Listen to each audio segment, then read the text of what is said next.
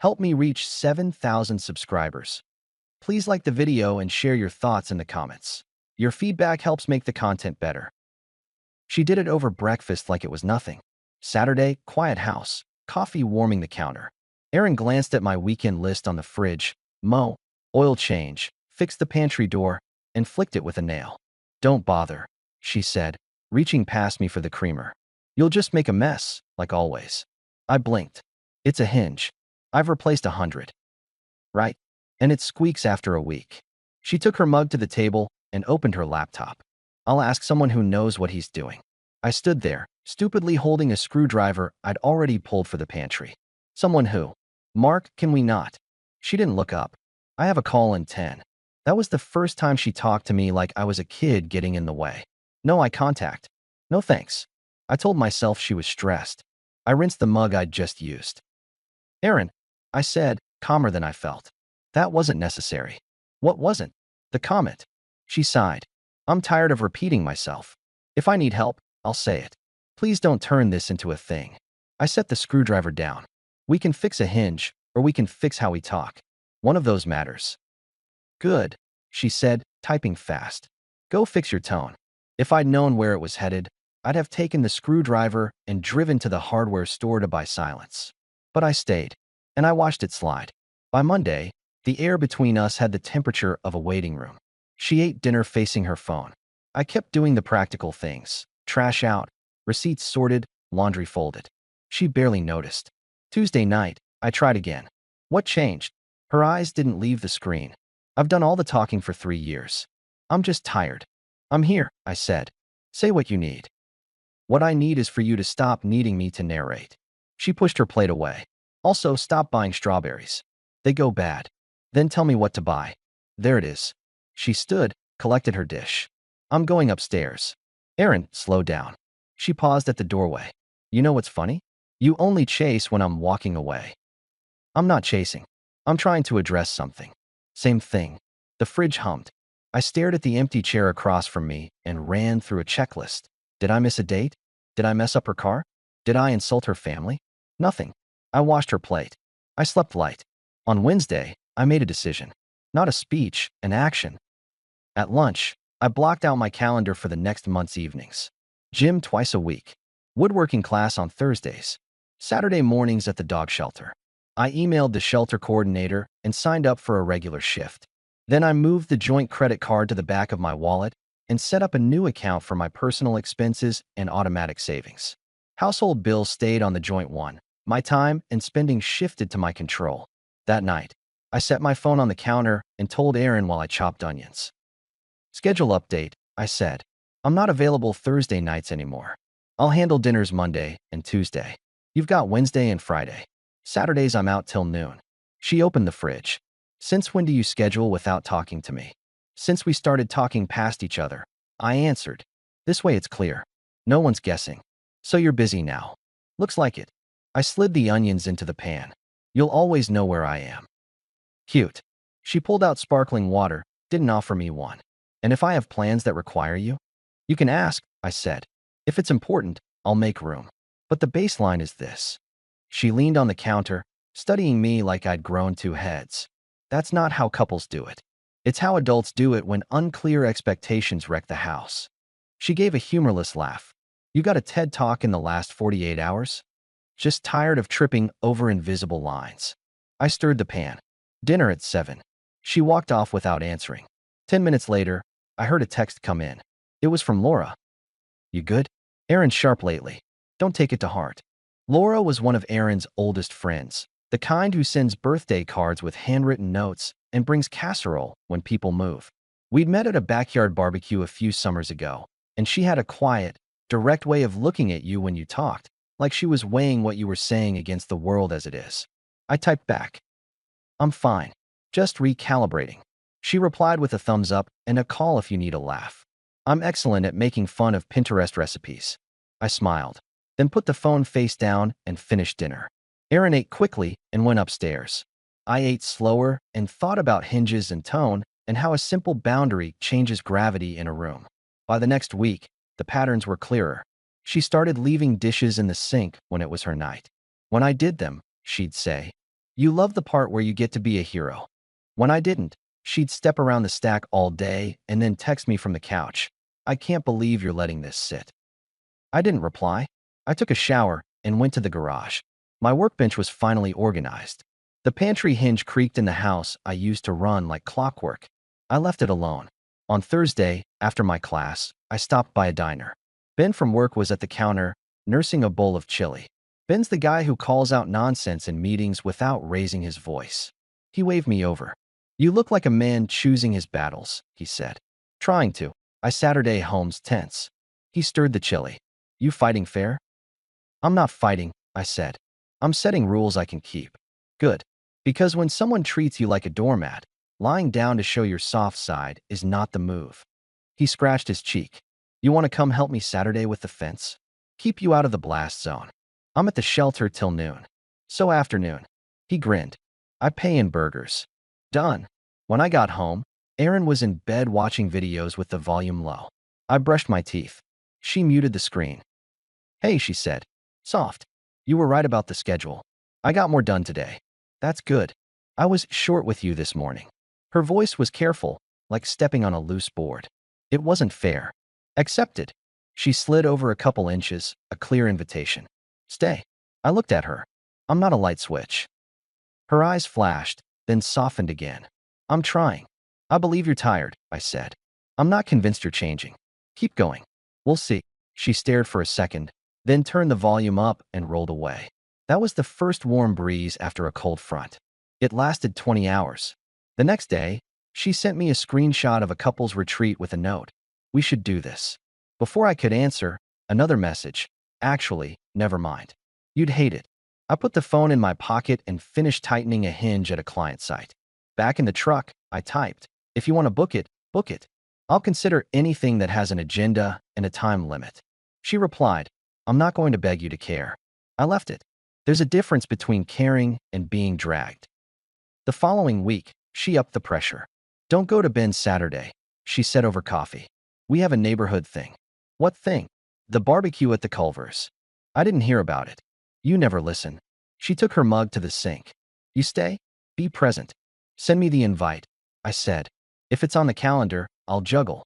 If it's a text you got today, I'm going to Ben's." She turned. "So you'd rather fix a fence than meet neighbors?"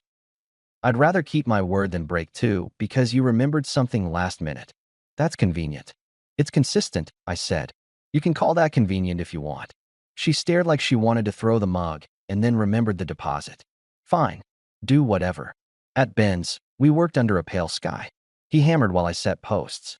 Midway, Mrs. Culver herself walked by with her dog, stopped, and pointed at my level. "Straight as a sermon," she said. "You two free tonight? We're doing burgers. Erin said you might swing by." "Thanks," I said. "I'll check. We've got plans after this." Ben shot me a look once she left. "So you did know." "I learned 5 minutes ago," I said. "I'm not running." "Good," he said. "Because nothing's more unattractive than a man who jumps when someone snaps." "Do your thing." When I got home, Erin was in the kitchen with Laura. Laughter, wine, flour on the counter. Erin looked over my shoulder at the time. "Oh, he returns," she said. Fence stood. "Ben owes me a burger." Laura wiped her hands and smiled. "This kitchen smells like I know what I'm doing." "Which is more than I can say," I answered, and she laughed with her whole face. Erin's mouth pinched. Laura lifted a tray of something that looked like hand pies. "Stay," Laura said. "Taste test." Erin flicked the oven light off and on. "Mark is busy. He has somewhere to be all the time now." "I can spare 20 minutes," I said. "It's my kitchen, too." Erin smirked. "Sure, but try not to get flour on anything." "I'll try not to stand near the flour." Laura changed the subject with surgical timing. "How's the shelter? You still walking that old hound who hates everyone but you?" "Walter," I said. "He now tolerates 2 people. It's progress." She laughed. Erin was quiet. The pies came out, and they were good enough to make you forget about a long week. Erin put one on her plate and turned to Laura.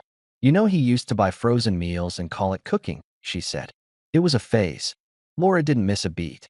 "And now he cooks and volunteers and fixes fences. Must be a rough phase." Erin's smile was thin as a blade. "Let's not turn this into his highlight reel." I set my plate in the sink. "I'm heading to the garage," I said to both of them. Laura, the pies are great. To Aaron, I'm free Sunday after 2 if you want to plan something with an actual time. Aaron made a non-committal sound. Laura's eyes followed me to the door, warm and worried. 2 days later, Sunday afternoon, I was ready at 2. Aaron wasn't. At 3, she surfaced. You still want to do something? I've got an hour, I said. She scrolled. An hour is pointless. Then next time, pick a time. I'm not making appointments to see my own husband. That's one way to avoid seeing him, I answered. She rolled her eyes. You love turning things into rules. I love not being jerked around. That night, I stripped the guest room bed and made it. No announcement. At 11, I grabbed my pillow and walked down the hall. Aaron watched me from the doorway. What are you doing?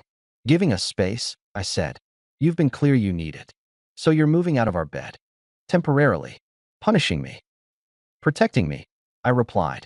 From saying things I'll have to regret. Cowardly, she shot back. Come, I said. Good night. At work on Monday, I focused. In the afternoon, my manager, Carla, called me in. Carla's a practical person who once told a client, if you want magic, try a word search. We do maintenance. She closed the door. You're off your jokes, she said. What's going on? Home is a storm, I said. I'm staying dry by building walls. Good, she said. Do your job and don't bring the storm in here. Also, if you need a project out of town for a week, say the word. That's an option? I can make it one, she said. Sometimes distance is clarity. I'll let you know. On Wednesday, I laid a new rule on the table over tacos. I won't be your chauffeur for your networking nights, I said. I'll help you load the car. That's it. If you want a drink, arrange a ride. She put her shell down. Wow. Not a punishment. Logistics, I added. I don't like sitting in corners while you pretend I'm not there. You don't like supporting me. I support you best by not being your prop. She laughed once. You really think you're too good for my world. I think your world is too good for me when I'm treated like the help. Who fed you that line, Ben? My mirror. She shook her head. You used to be easy. Now you're full of yourself. I used to bend. Now I stand. Congratulations, she said. You invented a spine. I was born with one, I said. I remembered to use it. She stared. We ate. The storm built in silence. Thursday brought the first real softening. I found a sticky note on my lunch. Thanks for taking care of the trash when I forgot. I stared at it. A small thing, but it slid under the door like a peace offering. That night she set a plate in front of me. Steak, potatoes, broccoli, nothing flamboyant, everything right. I messed up this week, she said, sitting. I'm under pressure.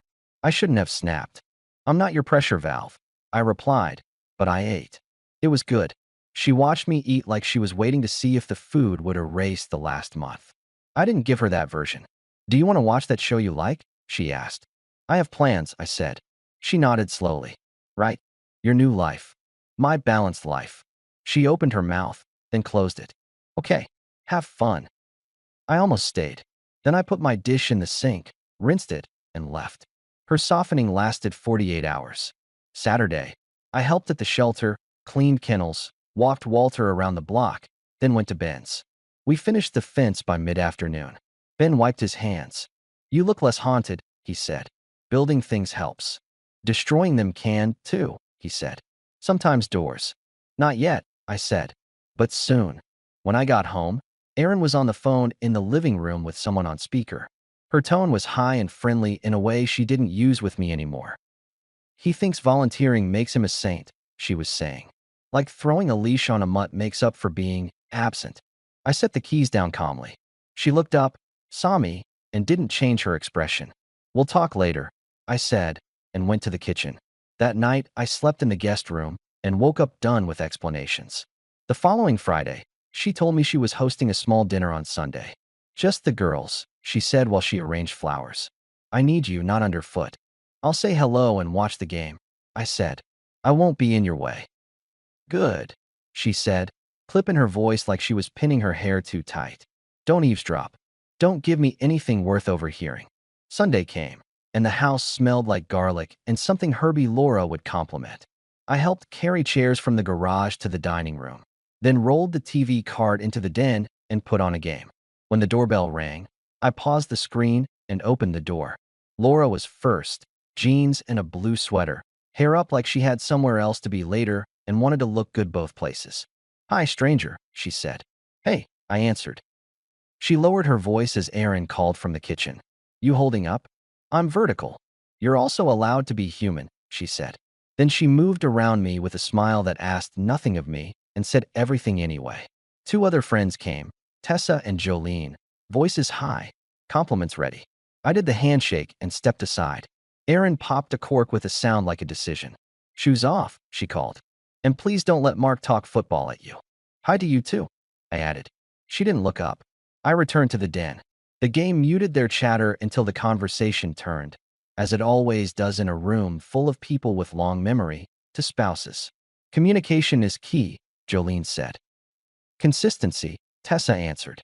"And small surprises." Laura said something I didn't catch. Then Aaron, loud enough to reach the den. "Consistency? Sure. What do you do when your husband is consistent at being a handful?" Jolene sked. "That's harsh. I'm just being real." Aaron laughed. "He's good at fixing things that don't matter." Laura, sharper. "He fixes a lot that matters." Aaron gave an exaggerated sigh. Laura always defends him. "It's cute." There was a small silence, and then Laura's voice, clear. "You're lucky, Aaron. You know that. You might be too frustrated to see it, but he's solid. I'd give a lot for that." I heard her say it like she wasn't supposed to. Like it slipped out because the truth has a way of tripping over the carpet. The room froze for half a beat. My hands went still on the remote. Aaron answered with a laugh that sounded practiced and cruel at the same time. "Take him, then," she said louder. "Seriously, he's all yours.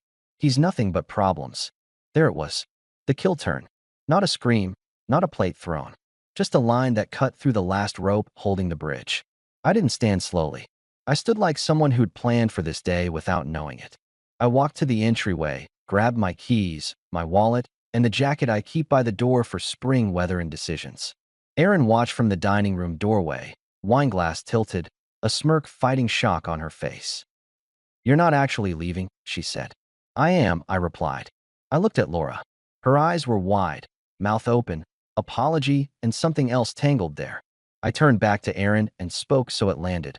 "I'm done. I'm leaving for good." I opened the door. Behind me, a chair scraped. Laura's voice, "Hold on, wait." She grabbed her bag and winked at Erin with a tiny, lethal smile. "I'm going with him." Jolene made a sound. Tessa gasped.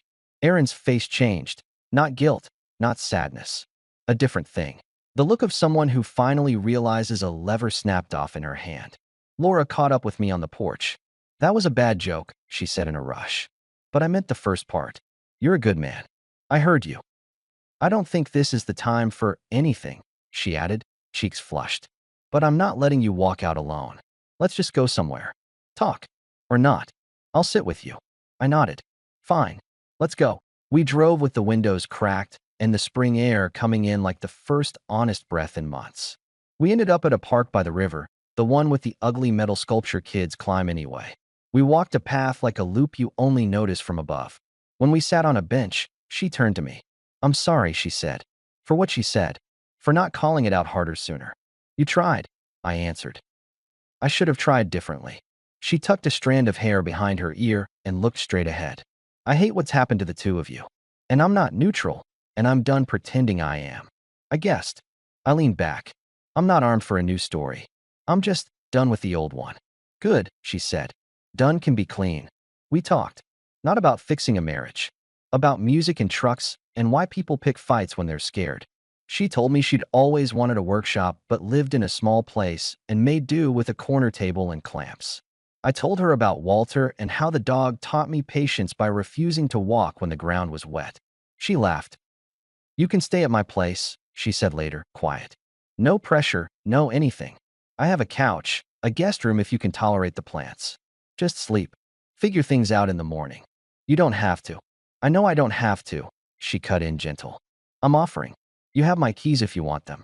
If you don't, I'll drop you wherever you point." I looked at the river and the metal thing in my hands. "I'm not going back there tonight," I said. "Let's go to your place." She drove. Her apartment was a clean, lived-in one-bedroom with a couch that had seen movies and good friends. She handed me a towel and an extra toothbrush from a drawer. It wasn't intimate. It was kindness organized. You take the bed, she said. Non-negotiable. I'll take the couch. Then I'll take the couch, she shot back. And I'm smaller. I win. Bed. I didn't argue. I slept without listening for footsteps in the hall. At 8 the next morning, my phone was a lit fuse. 10 missed calls. More texts than a holiday. I scrolled. You humiliated me. Are you with Laura? Of course you are. Unbelievable. After everything I do for you. You've been checked out for months, and now you run. Coward. Pick up. We need to talk like adults. The last one, you destroyed our marriage. I typed. I'll send a time for logistics. I'm filing today. I put the phone face down. Laura was in the kitchen, making eggs. She looked over. Fun morning? She asked. Parade of messages. I'm sorry. Don't be. I said. It clarifies things. The courthouse was a 15-minute drive. I stood in gray light and made the decision my feet had already made the night before. Paperwork in, date set. No drama. No speeches.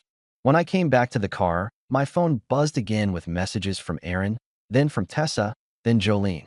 I skimmed. Unbelievable behavior. You owe her a conversation. I replied to none of it. The next 2 weeks were logistics. I moved essentials to Laura's, duffel with clothes, my laptop, a box of tools. I told Erin the times I'd come and asked her to be out. She tried to wedge in calls. I kept each under 3 minutes. You're living with Laura, she said once flat. I'm staying there, I corrected. Same thing. Not the same, I said. But it doesn't matter to what's between us. It matters to everyone else, she said. Everyone else doesn't get a vote. She tried a hug in the driveway once when I carried out a box. I stepped back. No. Please, she whispered. We can fix this. You can't unring that bell, I replied. And you didn't ring it alone. She shook her head, confused and angry and beautiful in a way that doesn't sway you once you've already chosen the door. I drove away and didn't look in the mirror. At Laura's, I cut a shelf to fit above her desk, installed it, and pretended I wasn't grateful when she handed me a lemonade and made no comment about how long it took me to get the brackets level. Don't touch my succulents, she warned. They're dramatic on purpose. I'll leave them to their performance. We cooked. She made dinner. I washed up. She didn't hover. We watched a documentary and argued about whether it was manipulative. We slept in separate rooms without ritual. Nothing was pushed. Everything was simple. 3 days after I filed, Erin called at 7 in the morning. You can't just erase a marriage, she said without hello. I'm not erasing, I said. I'm ending. You're with my friend. I'm not with anyone, I said. I'm staying in a place where no one disrespects me. You broke us. You broke it too, I said. We both held a match. You lit yours last night. Silence. Then, so this is it. This is it. You'll regret this. I already regret not leaving sooner. She hung up. 5 minutes later came a text with a photo of the pantry hinge, newly replaced. I didn't respond. I packed the rest of my clothes that afternoon and moved my boots from the hall closet to Laura's entry. I felt like a renter in my own life, which is better than being a prop in someone else's show. A week later, Erin tried the second softening. She knocked on Laura's door at 6 in the evening. Laura opened it halfway, surprised. Erin looked past her and saw me. So you live here now, she said, lip curling. I'm staying here, I answered. You should have texted. I was nearby, she said, all sugar. I made lasagna. Your favorite. Laura stepped back. Do you want to? No, I said. Thank you. I added to Erin. Leave it on the porch. I'll toss it later. Her mouth opened. Toss it. I'm not eating food from you right now, I replied. Too many strings. It's just dinner. It's bargaining. Laura kept her face neutral, but her shoulders eased like someone watching a tightrope walker finally step off safely. Erin set the dish down harder than necessary. You're cruel, she said. I'm consistent, I said. You do grand gestures. I do rules. She swallowed. You're unrecognizable. Take a good look, I said. This is me when I'm not begging to be heard. She stared at Laura, then at me. I hope you two are happy. Eventually, I said. We'll see. She left. The lasagna cooled. Later, I slid it into the trash with the aluminum pan and all. It felt like drawing a line with foil. Work came and went, steady as a metronome. Ben stopped by one night with a 6-pack of sparkling water and a bag of pretzels. Housewarming, he said to Laura. You must be the nice one. I can be ruthless, she answered. I just use it on clutter. Good, he said. Someone needs to keep Mark from turning the living room into a hardware store. We laughed. The room felt like a place where conversations end instead of looping around for sport. As the weeks rolled by, Erin's messages shifted from angry to pleading to cold. She wanted numbers. She wanted furniture. I gave her clear times and left, without lingering.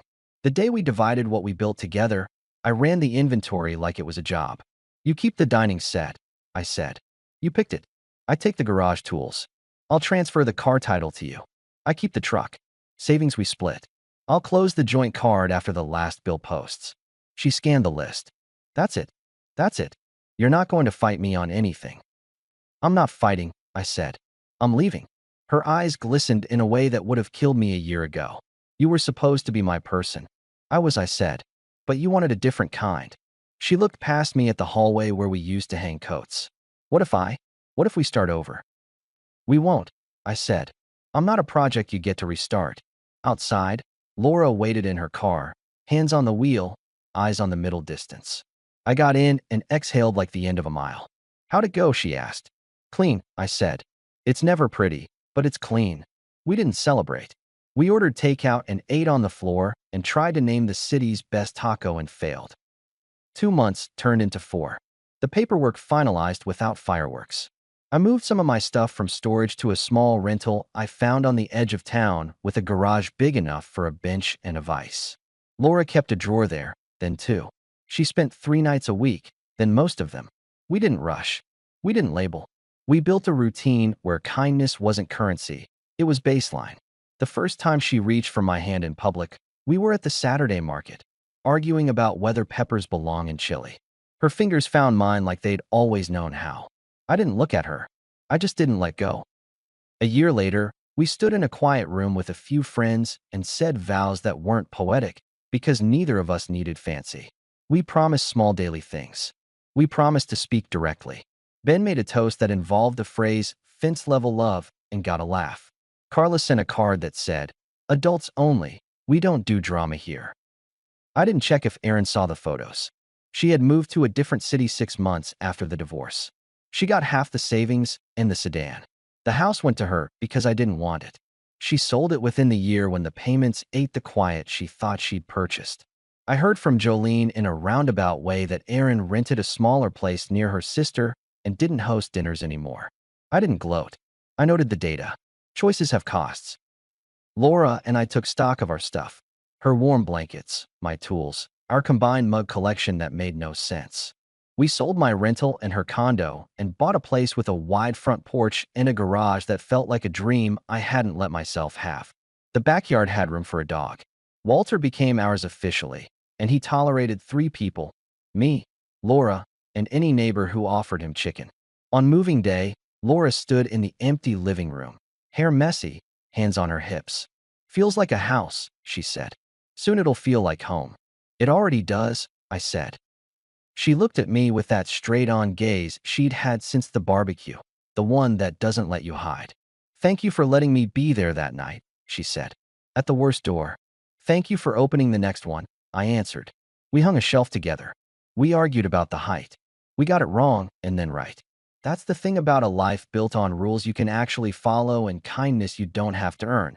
You can afford to miss a bracket and fix it without making it a referendum on who you are. Every now and then. On a Saturday morning with coffee and that dog asleep near the slider, I think about the pantry hinge. It squeaks sometimes. I leave it. When Laura hears it, she'll look at me, eyebrow up. You going to handle that? She'll ask. Eventually, I'll say, don't let it turn into a metaphor. She'll warn, smiling. Not my style, I'll answer. And it isn't. I don't live in metaphors or speeches. I live in what's next. I lived in that even when she laughed and offered me up like a punchline, because that was my signal. The man I was 2 years ago would have stayed to explain. The man I am now leaves with his keys, speaks once, and doesn't circle back. If I could tell the old me anything, it would be simple. Don't argue about the hinge when the door is rotten. Set a rule. Walk through. Keep walking. And if someone is standing on the other side who sees you, who says plainly, you're solid, don't overthink it. Shake their hand. Build a shelf. Fix what's fixable. Leave what isn't. That's the whole story. Not romantic. Not tragic. Just one man choosing clarity over noise, respect over proximity, action over complaint. I don't miss the house where I was an accessory. I don't miss being mocked in my own kitchen. I don't miss feeling like I had to ask permission to be useful. I look at the woman across the table making a grocery list we'll both follow, and I think, this is as close to perfect as grown-ups get. Not a performance, a partnership. Sometimes the past sends a text. It doesn't get a reply. Sometimes the hinge squeaks. It reminds me I'm human, not a machine. And sometimes, late at night, we hear Walter sigh like he's relieved we're both finally committed to a pace he can keep. We turn out the light, close the door, and let the house be quiet. The only smirk in the room is the one I give my own stubborn mistakes. Then I sleep, and in the morning there's coffee, and there's Laura, and there's a plan we both picked. That's enough. That's the win. Making it to the end is a win too. It means you enjoyed the story. How about subscribing and hitting like? I'd really appreciate your support.